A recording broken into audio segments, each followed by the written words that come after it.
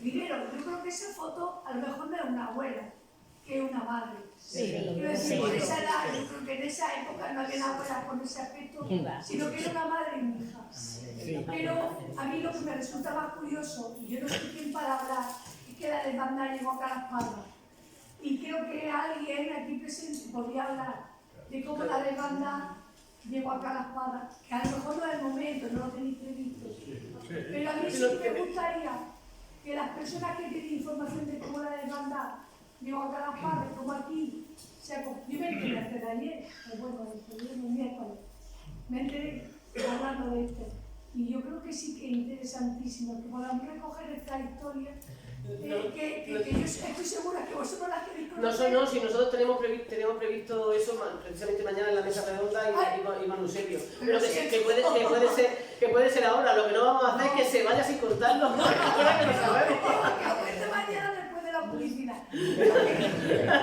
Que yo sé que las personas que tienen esa información y ese conocimiento de la red de aquel momento lo van a poder compartir, porque si algo bueno sale de esta jornada siempre,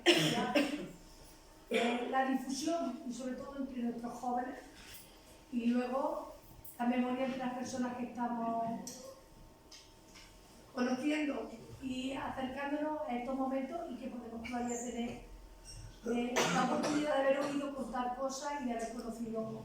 Claro, si nosotros el hacer la jornada también en torno al premio era precisamente por eso, para que se empiece a hablar del tema, para que se empiece a hablar de refugiados, de familias que acogieron y de gente que vino refugiada y que ya se quedó aquí, porque algunas se quedaron. Rafa. No, ¿puedo hablar? Sí. No, yo quería un poco contextualizar también el tema de demanda, un poco más porque no haya escuchado. O sea, hay que hablar que a 1 de febrero del 37 en Málaga hay refugiadas 90.000 personas.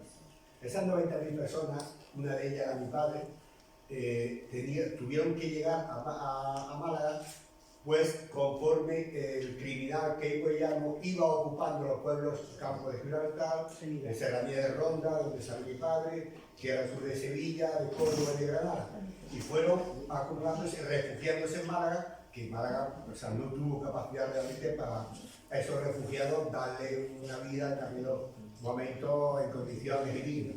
Por tanto, quiere decir, y en esos casos también, porque es que nos dicen también mucha gente de las zonas estas que comento, que no se puede hablar de demanda, que se hablaba de huir, porque allí el término era, se ha huido, esto han tenido que huir, porque peligraba su vida totalmente, porque nada más la Serranía de Ronda de los pueblos pequeños, allí no hubo guerra, no hubo frente de guerra, hubo ocupación y fusilamientos, y al pueblo que llegaba era 30, 40, 60, en Ronda fueron 700 personas fusiladas en 2 meses. Y por eso mi padre tuvo que huir, porque fueron por él y él salió corriendo una noche por la sierra hasta llegar a Málaga.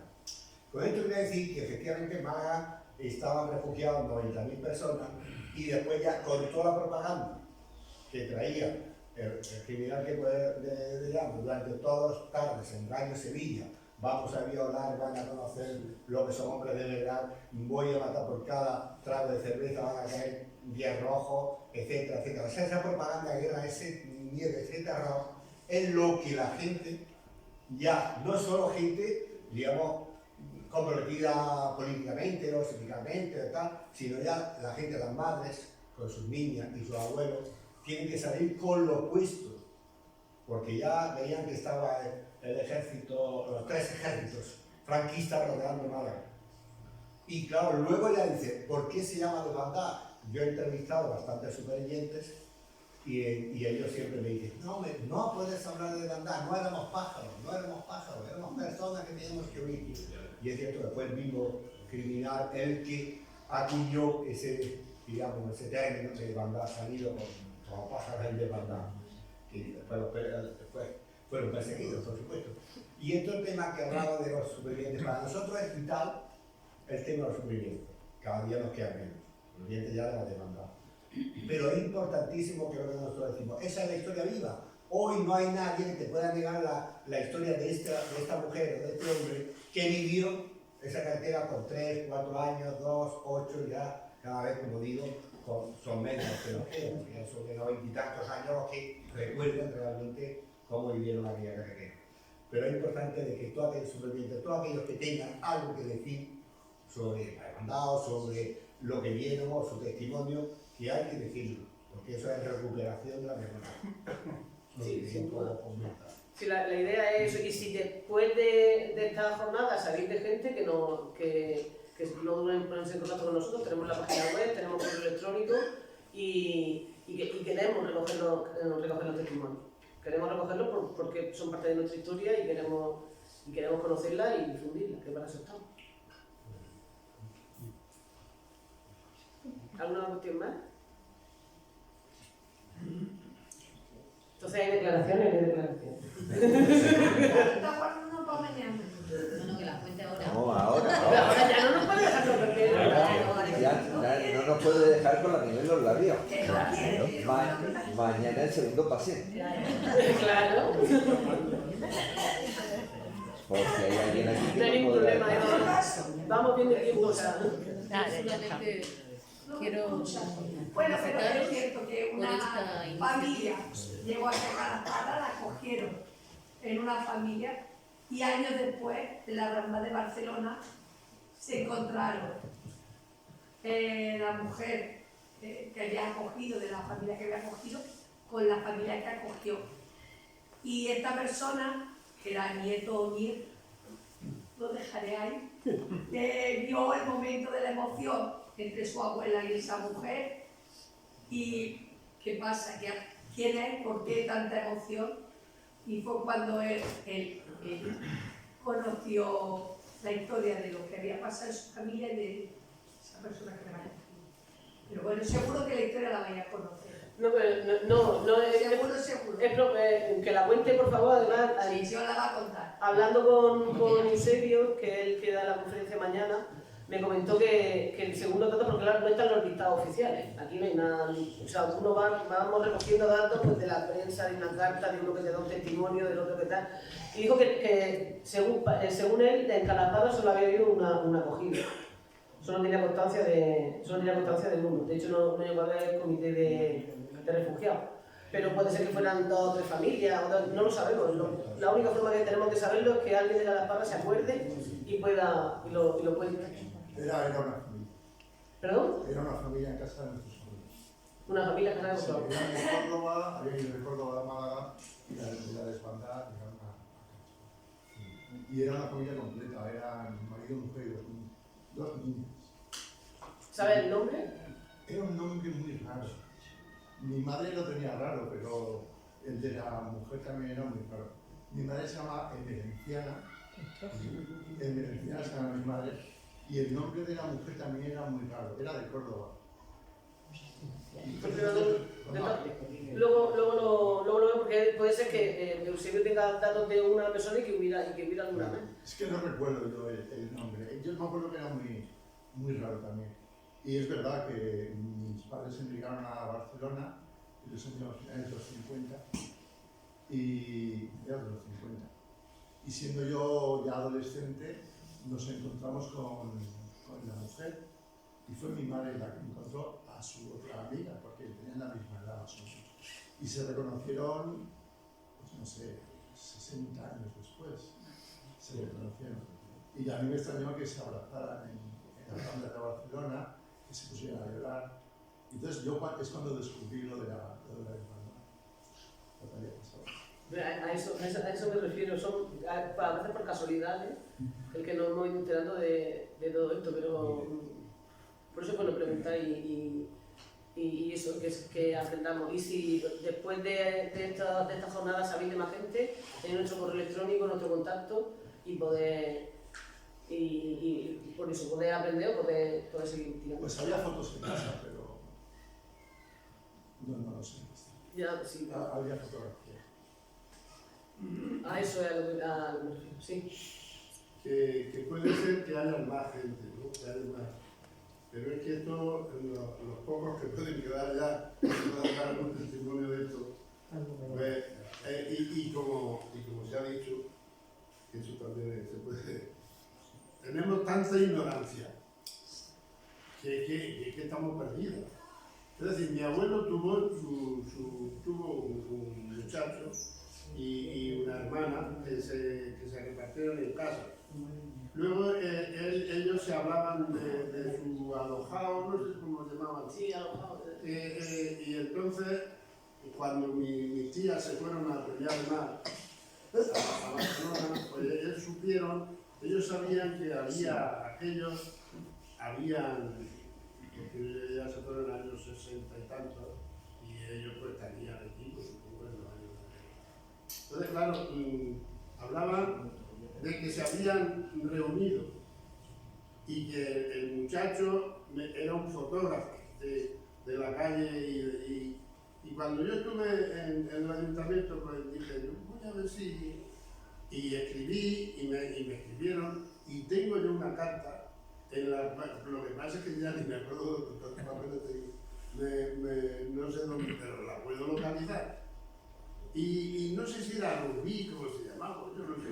La cuestión es que sí hubo contacto de aquella familia. Ahora, ¿cómo pasa si esto parece que eran catalanes? ¿Cómo coincide esto con Málaga y tal? Eso es lo que ya puede venir en lo que decía el otro compañero, que decía, es que allí se juntaron miles que podían ser de aquellos de allí, que luego los trasladaron a otro sitio y que luego ellos se fueron a Cataluña porque a lo mejor tenían otra familia allí en Cataluña o algo de eso. Es decir, todo eso es una cosa muy compleja, pero sí oía yo en mis tiempos de pequeño que había gente que había tenido gente alojada en su casa. Entonces, quiere decir que sí, que efectivamente lo que habéis dicho pues, es una cosa muy cierta, que podemos investigar cada uno como pueda, aunque yo sí soy amigo de los papeles, pero hay mucha gente que no es muy amigo de los papeles y los pierde todo. Pero sí, si hay alguna cosa yo me lo digo. Pues muchas gracias. Lola, sí, Lola. Al hilo de lo que está diciendo el compañero, es verdad que el hecho fue tan silenciado que es probable que si se sigue tirando del hilo, probablemente se conocerán mucho más cosas de cada población y de cada localidad. Por ejemplo, en Almería, donde yo vivo, vamos, si le preguntas hace 2 años, 3 años a la gente de Almería, no lo conoce. Y los que los conocen decían, ah, sí, los malagueños, los que venían robando gallinas, los que venían, no, como si eso. Ya se ocupó, el franquismo ya se ocupó de que fueran mal acogidos, ¿no? en las localidades donde llegaban. Sin embargo, las diferentes investigaciones que se han llevado a cabo después, Eusebio es uno de ellos que vive allí en Almería y quizás lo diga mañana, si tiras de los archivos, se ha visto que hubo solidaridad. O sea, que hubo acogimiento y hubo solidaridad. Se han encontrado documentos donde la gente donó pues, unos reales, una peseta, uno no sé qué. Pero eso hay que investigarlo. Quiero decir que probablemente aquí pues, pudiera pasar igual. Que cuando se vaya tirando del hilo, pues saldrán mucho más cosas de las que no sé por qué. Esa es la idea. Esa es la idea. Sí, porque puedo continuando, porque efectivamente llega ahora mismo documentalmente en Almería hay registrados documentos que fueron 56.000 los que fueron registrados a su llegada, o iban a hospitales, o iban a centros donde fueron acogiendo, pero muchos no se quedaron en Almería ni fueron registrados, y esos pasaron de largo en Almería y vinieron aquí a Murcia, a Levante y tal. Y yo conozco incluso familias, porque después he estado entrevistando, de que el padre se iba, si venía con los padres, se iba a los frentes, y la madre, como también había comentado aquí, con los niños, con las niñas y con el abuelo, se iban a otro pueblo. Pero cuenta la dispersión, una vez que llegan a Almería, que van en Guadix, la zona de Guadix, Ahí hay refugiados, pero de esa manera particular en casa, no como, digamos, comité de refugiados, sino la gente se va colocando donde puede, no se cueva, donde puede. Y es en todo lo que es la zona republicana. Pues lo que te he dicho aquí, pues por supuesto que llegaría, no sé, como se comenta, si llegó una familia, llegaron 4. Pero que eso fue una constante a lo largo de todo lo que fue la zona republicana hasta llegar a Cataluña. Y lo de Cataluña es lógico, porque muchos ya, o porque se habían ido a familia o el padre a los frentes, la familia lo siguió y se fue hasta Cataluña. Pero es que de Cataluña salieron para el exilio, el segundo exilio, digamos, el segundo éxodo, salieron 15.000 de los que habían salido, de las personas que habían salido de Málaga. O sea, quiere decir que la dispersión, es que fue el volumen tan grande que es lo que no podemos, diríamos, comprender, es que fueron más de 200.000 personas. Hay datos de que en el edificio de los 9 pisos en Murcia llegó a haber más de 4.000 refugiados. Sí, claro. En ese edificio. Sí. Y ahora como tenemos el edificio y sabemos, se lo imagina y como que sea, o sea, en la fotografía que tenemos ahí, esa sala lo hemos llenado. O sea, 4.000 personas. Más de 4.000 personas. Sí, esto fue una trayectoria especialmente dolorosa desde el principio al fin, y cuando digo desde el principio, desde que comienza la desbandada, os agradezco que pongáis en valor un acontecimiento tan importante y tan desconocido para la población en general y por supuesto para la gente joven que en estos momentos pues está girando de una manera un tanto peligrosa en su ideología, porque se les ha ocultado lo que pudo ocurrir en nuestro país y el dolor que eso provocó en muchísimas familias, ¿no? Yo recuerdo que en casa de mis abuelos hubo refugiados, efectivamente, pero esos refugiados que padecieron lo que no está en los escritos porque me lo fueron relatando cuando entré en la pubertad, no antes. Era muy peligroso contar estas cosas durante la dictadura a una criatura que pudiera comentarlo y eso repercutir sobre su familia. Pero lo cierto y verdad es que muchas de estas personas sobrevivieron, se alojaron, después se pusieron a trabajar, etcétera, en nuestra propia región, pero no perdieron en ningún momento el estigma que se les había colocado. Por tanto, cuando empieza a desarrollarse el franquismo, muchísimas de estas personas tienen que marcharse de nuestra región, exiliarse. Y bueno, pues sabemos que hay más de 180.000 personas que se exiliaron de Murcia. De hecho hay un documental sobre esto, ¿no? Bien por Argelia, por mar, o bien cruzando la frontera con un drama que se sumaba al que ya padecían de donde venían, ¿no? Y aquí tengo una experiencia también familiar terrible, ¿no? Porque cruzar la frontera y llegar a Francia significaba llegar a un país que estaba dominado por la derecha y por la influencia de los nazis, de tal modo que los españoles que cruzaban republicanos iban a campos de concentración, de ahí eran subidos en los trenes de la muerte a Mauthausen, donde por ejemplo murieron 2 de mis tíos. Quería comentaros que también algo muy llamativo, ¿no? Y es que en estos momentos, cuando observas el comportamiento de algunas administraciones, que el caso de la cárcel vieja de Murcia, tiran los muros, intentan convertirlo en una cafetería, restaurante, eliminar todo símbolo o todo valor de lo que fue, pues te da la impresión de que estamos retrocediendo en el tiempo a un periodo dictatorial en el que se quiere borrar la memoria e imponer nuevamente una ideología, pues bueno, ¿qué os voy a contar? ¿No? Por eso, cuando se estudia la historia hay que estudiarla toda y asumir las cosas que nos toquen asumir, pero es muy importante también, creo, divulgar. Creo que una de las funciones principales como colectivo memorialista es divulgar.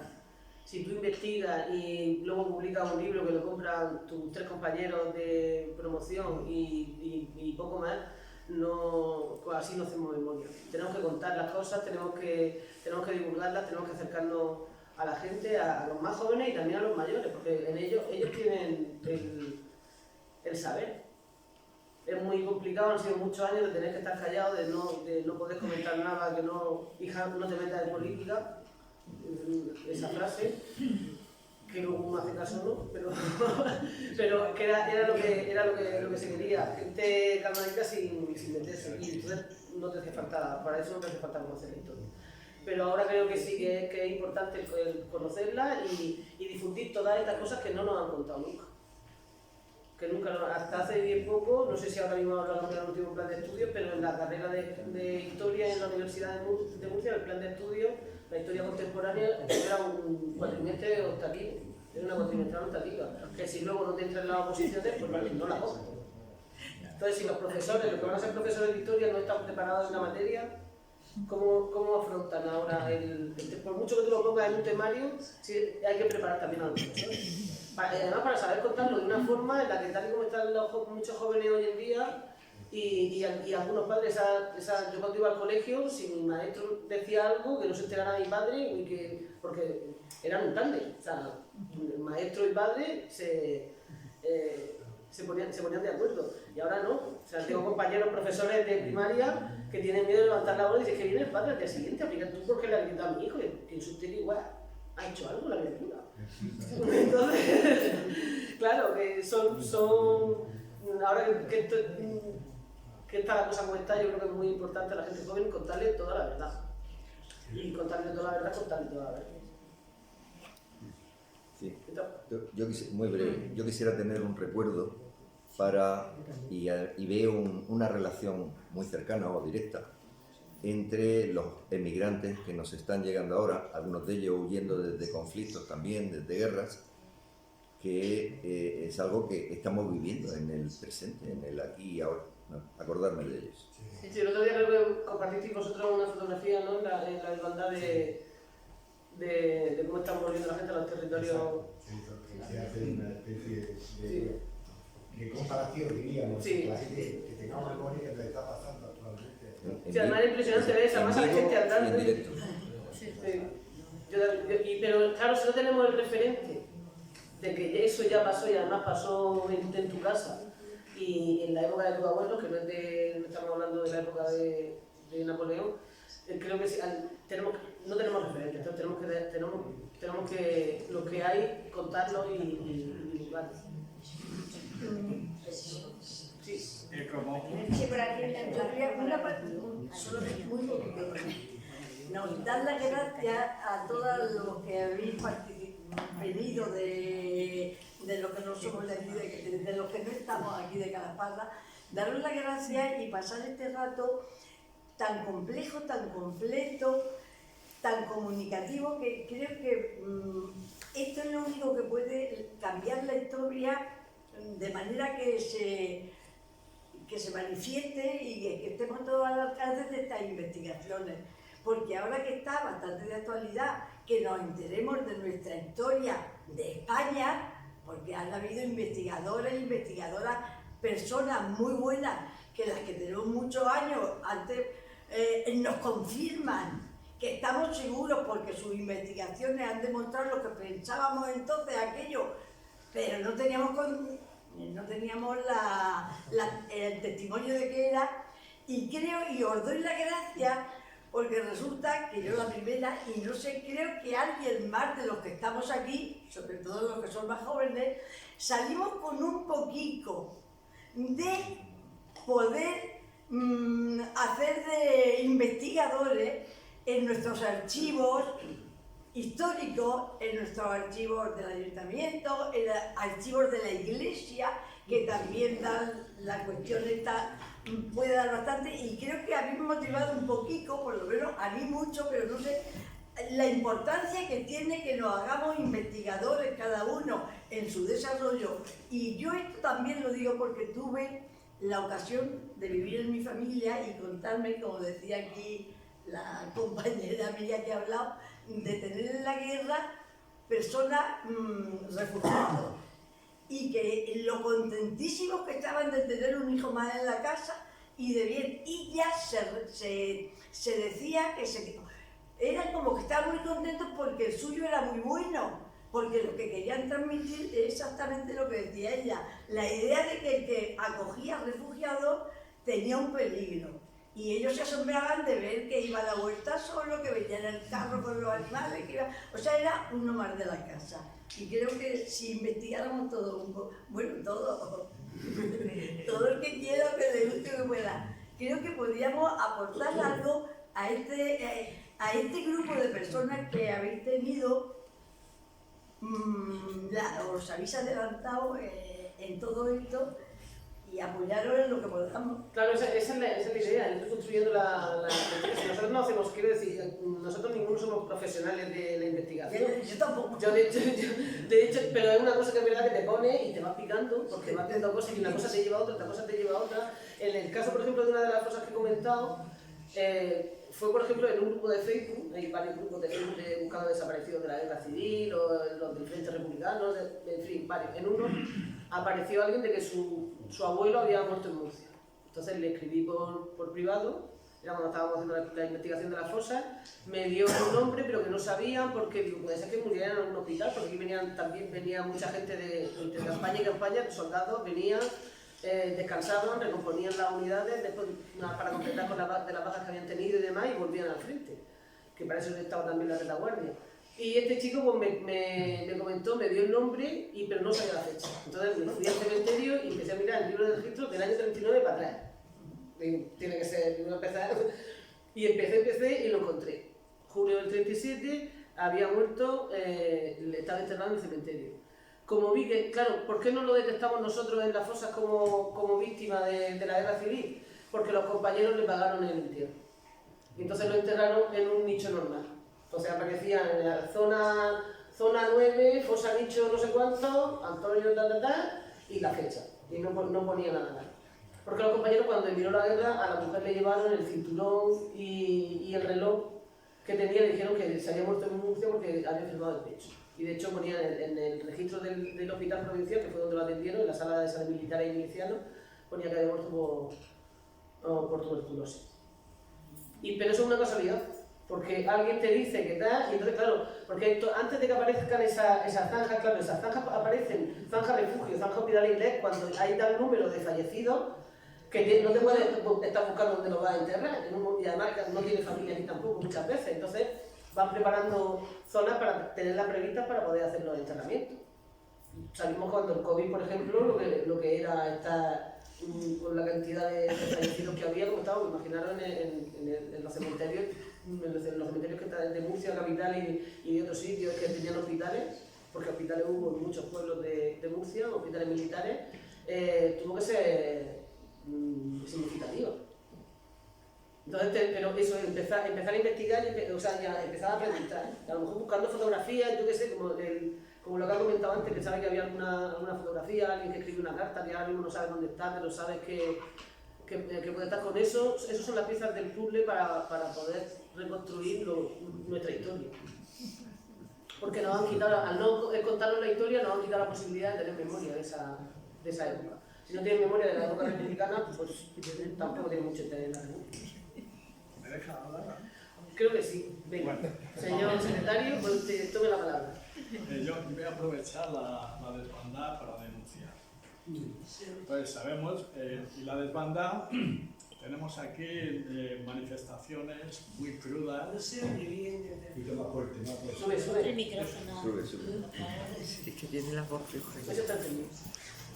Sí. Es que no sabía lo que hacer para subirme a la música. Bueno, como sabéis, ¿qué pasa? Está pendiente. Y se oye. Sí, ¿Se oye? sí, sí. ¿Se oye? ¿Se oye? Sí. Se oye.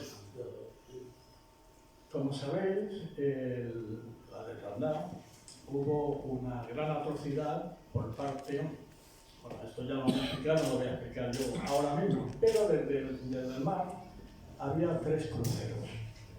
El crucero Almirante Cervera, el crucero Baleares y el crucero Canarias. Y dentro de ellos algunos almirantes asesinos, como el almirante Bastarreche o el almirante Salvador Moreno. Tenemos constancia en la región de que todavía está placas de todas estas manifestaciones en sitios de la región.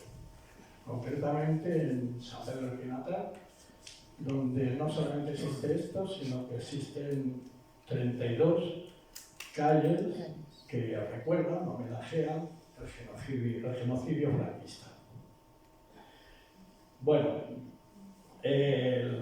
podemos hacer más de lo que San Pedro Pinatar está gobernando el PP con mayoría absoluta y se van a gloria y se jactan de que tienen eso y que no lo van a hacer. Pero tenemos una ley de memoria democrática desde octubre del año 22 que hay que aprovecharla, esté quien esté en el gobierno, hay que aprovecharla. Y ahora mismo hay un parón enorme. Y el parón enorme es debido a que hacemos las leyes, pero no las dotamos. Ni las dotamos de material, ni las dotamos de personal. Concretamente, en lo que es la memoria democrática, para todo el Estado español hay 12 funcionarios. Y eso es insostenible. La propia ley habla de que hay que confeccionar un catálogo de vestigios franquistas. Mientras no se haga ese catálogo, esas manifestaciones, esos vestigios franquistas van a seguir estando ahí. Esa es la primera denuncia. La segunda es que ya hay en zonas, en municipios, donde sí podemos hacer más cosas. Mula, por ejemplo, Abarán, Los Alcázares. Ahí no está el PP gobernando y Vox. Ahí está o bien coalición o bien PSOE. Calaparra tiene el gran honor de decir que no existe ningún vestigio franquista y porque lo hicieron a tiempo, lo hicieron desde el principio. Pero hay otros donde sí se podría hacer algo más. Mazarrón también podría hacerse algo más.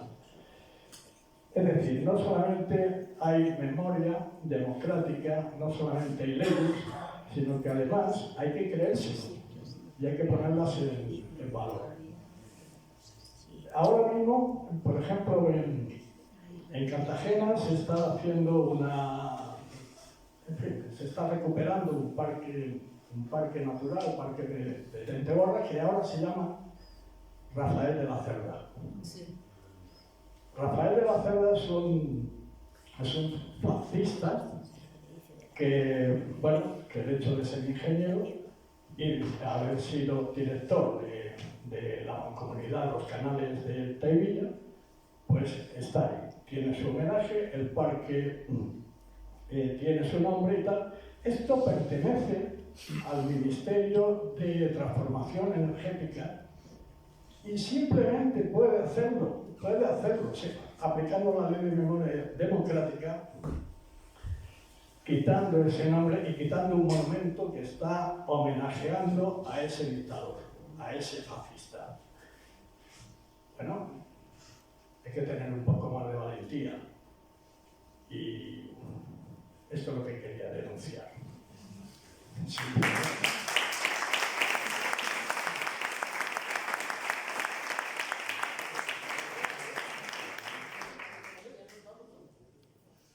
Bueno,